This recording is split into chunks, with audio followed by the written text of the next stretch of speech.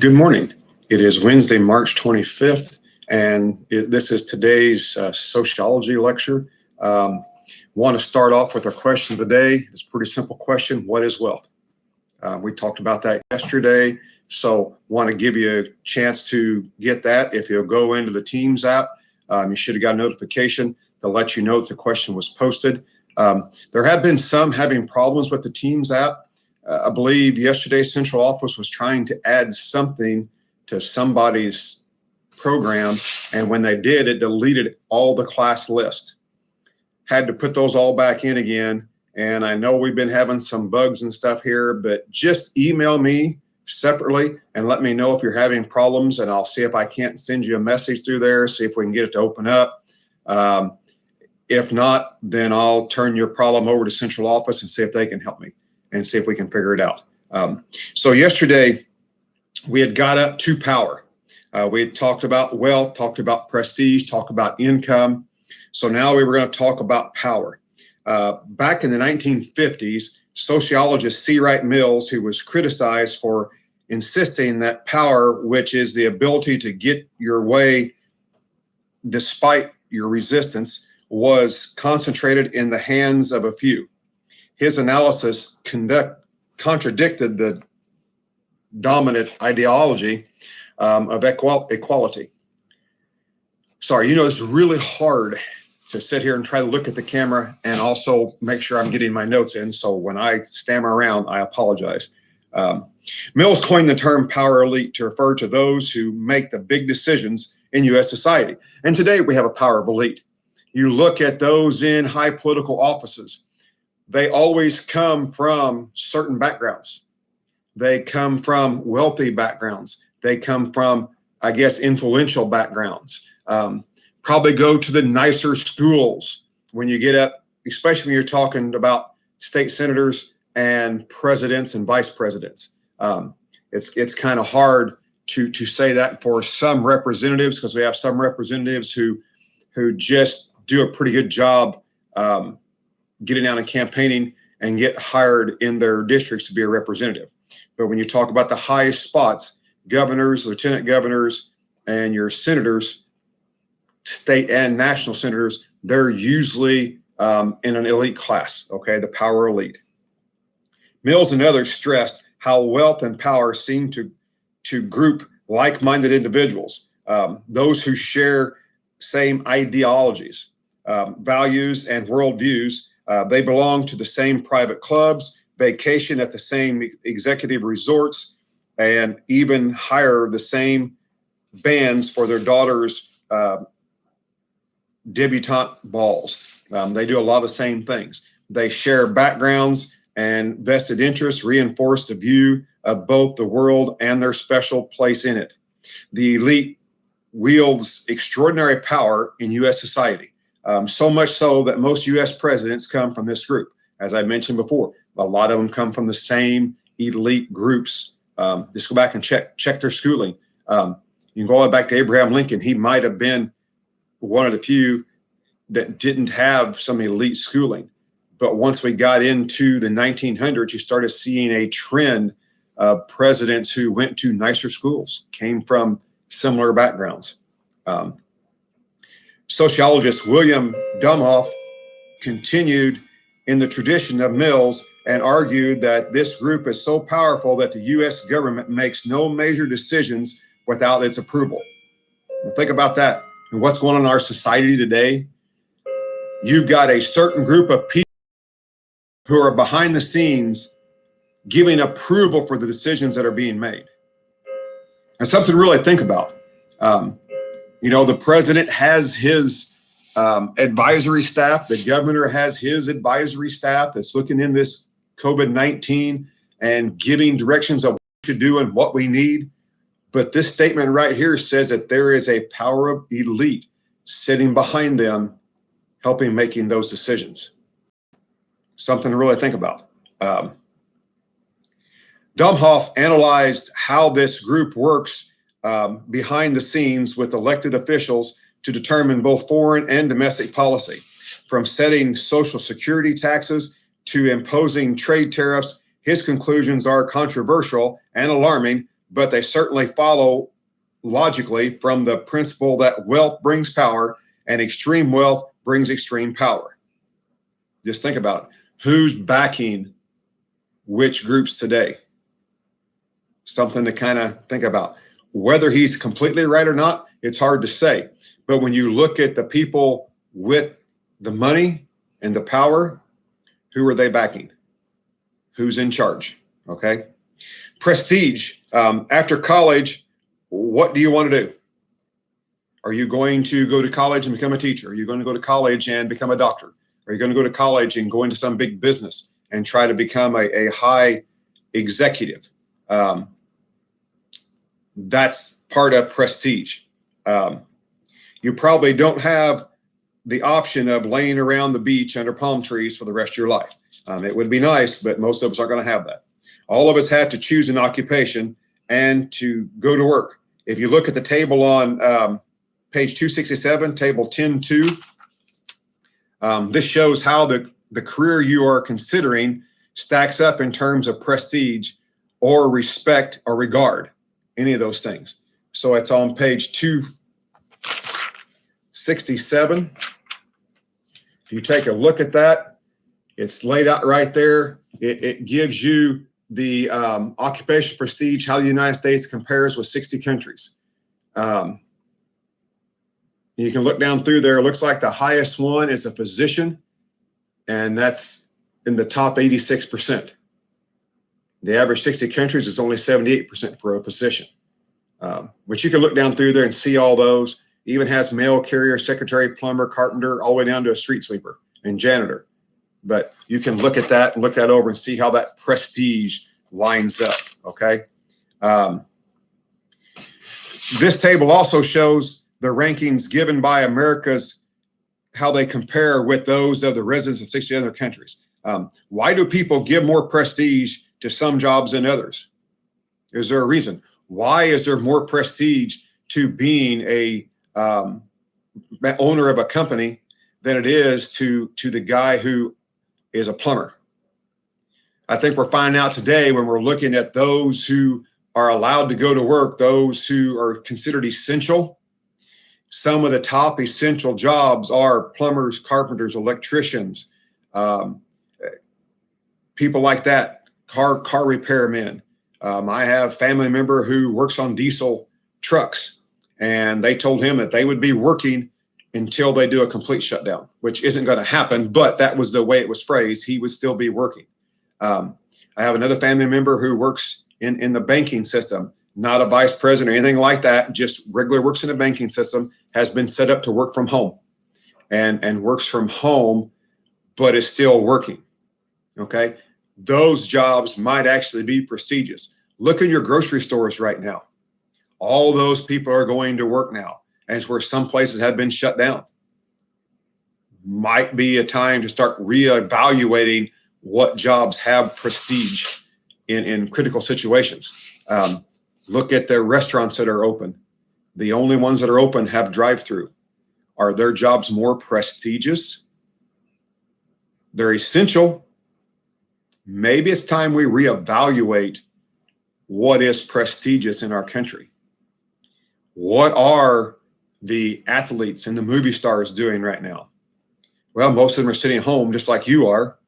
Some of them are doing public service announcements that state that we need to be staying home. But where are they? Are they the ones on the front line working right now? Look at your doctors and nurses. To me, that's pretty prestigious. And it does indicate positions are high on the United States chart. But maybe some of these other jobs that are up there and are listed high really aren't as important as they used to be. Time will tell. We're in different times, and we're seeing how things kind of fall out from here, okay? Why do people, let's see, the jobs in the top of the chart share the following 4 features. They pay more, require more education, they require more abstract thought, and offer greater autonomy or independence or self-direction. At the bottom of the list, people get less prestige to jobs with the opposite characteristics. These jobs are low paying, require less preparation or education, involve more physical labor, and are closely supervised. So that's a big difference right now. The person who has to be supervised on a daily basis is a less prestigious job. Looking over here, I see some things, though, that I'm not quite sure about. A janitors became pretty important all of a sudden. You know, a janitor's job is crucial right now in cleaning and disinfecting everything. Maybe it'll change. Some of the others on here. Garbage collector. Hey, guess who's still working right now? Garbage collectors. Might be a little bit more prestigious than what people thought. Something to think about, though. I mean, I'm not sitting there saying it's all going to change and it'll be a lot different. They've got plumbers toward the lower of the list, carpenters toward the lower of the list, farmers. Farmers are very important. Maybe it's time for a change and start looking at this prestige a little differently. Okay. An interesting aspect of these rankings is how consistent they are across countries over time. People in every country rank college professors higher than nurses, nurses higher than social workers, and social workers higher than janitors. Occupations that were ranked high 25 years ago are still high and likely will be high in the years to come if the status quo stays the same. Okay. Displaying prestige. Most people want others to acknowledge their prestige. In times past, some countries, only the emperor and his family could wear purple because that was the royal color. If you got caught wearing purple and you weren't the emperor's family, you got in trouble to the point of you might get executed. In France, only nobility could wear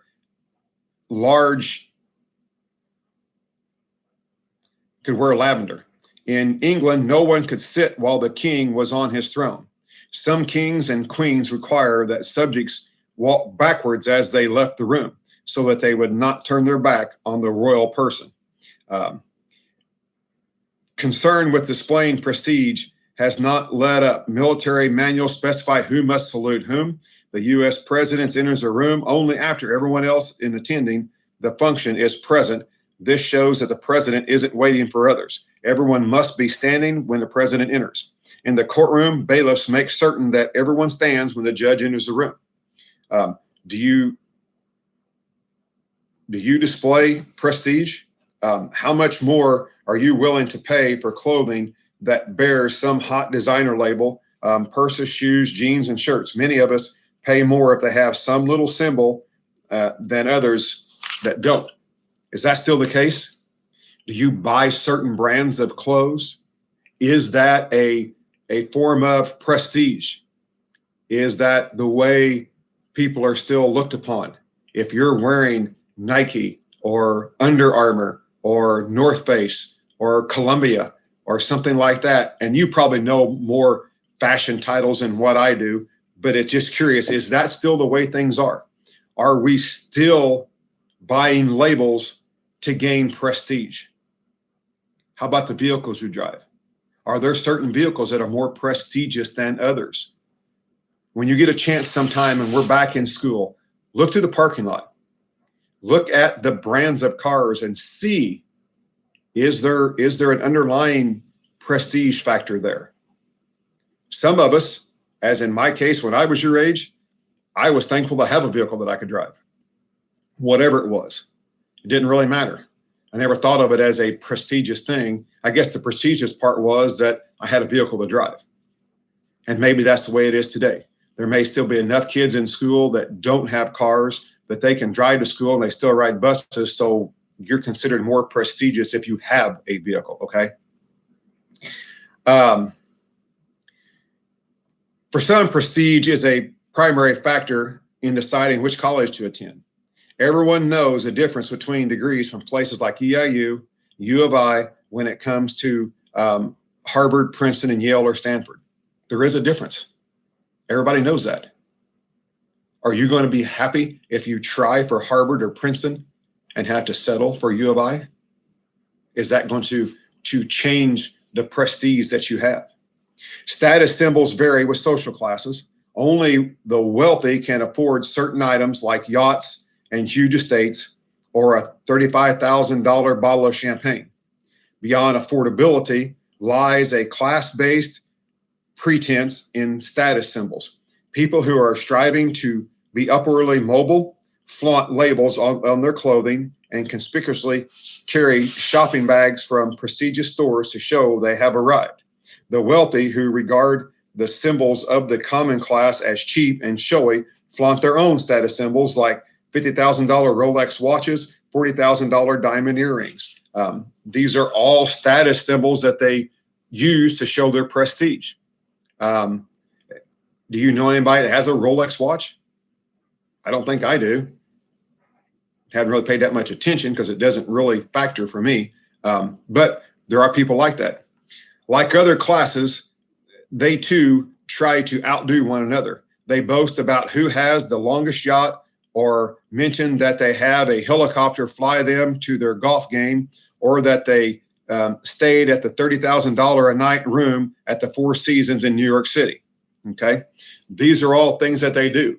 Not only do we do that sometimes when we talk about things that we have, so do they. It's something that each class does to try to show they're just a little bit better than the other class. Okay, we come into status inconsistency now.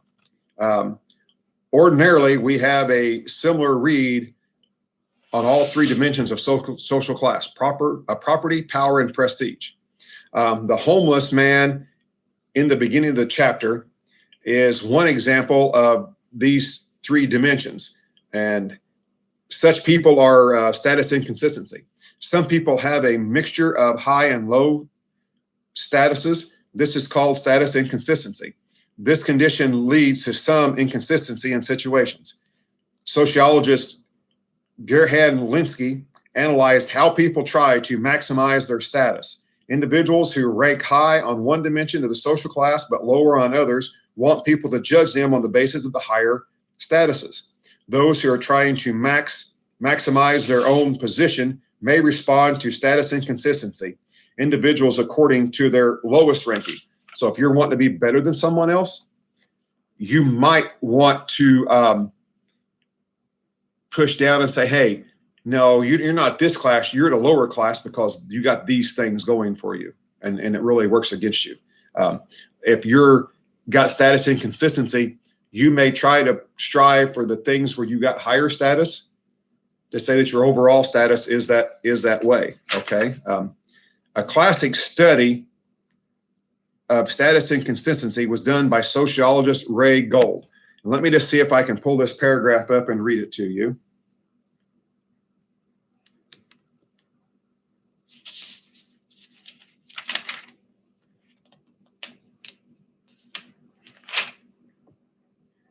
Okay, after an apartment house janitors unionized in Chicago, they made more money than some of the tenants whose garbage they carried out.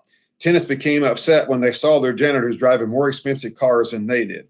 Some attempted to put the janitor in his place by making snotty remarks about them. For their part, the janitors took delight in knowing dirty secrets about the tenants gleaned from their garbage. Individuals with status inconsistency then are likely to confront the frustration situations after one another. They claim higher status, but they are handed the lower one. The significance of this condition, said Lewinsky, is that such people tend to be more politically radical. An example is college professors. College professors, their prestige is very high, but their incomes are relatively low. Hardly anyone in the U.S. is socially more educated, yet college professors don't come close to the money that the top income of the executives have in the pyramid. They taught those executives, but they don't make near the money that the executives do. Okay, Lewinsky's prediction of them being politically radical would put them into the left of the center of politics. Now, this hypothesis may also hold true among academic departments. The higher the department's average pay, the less radical the members' politics are. Departments of business and medicine are among the highest paid, but they're the most political conservative. I'd like for you to read the Down to Earth on page 269. It's called The Big Win, Life After the Lottery. It kind of gives a little bit of information there on the inconsistency. I'll stop here today, having you read that. I'll come back tomorrow and I'll talk about it a little bit, and then we'll move on. Okay. Have a great day. Stay safe. And I've changed the guidance on these. I had an email from a student saying that it's hard to get to these when I got them as private, and I was also marking them that they were for kids. So I guess that kind of messes with stuff. So if you watch this, if you will click subscribe and click the notifications, they're going to be out there in the public, and you will be able to see these. Okay. And I'll also send it through Teams with the link. Until tomorrow, have a great day and stay safe.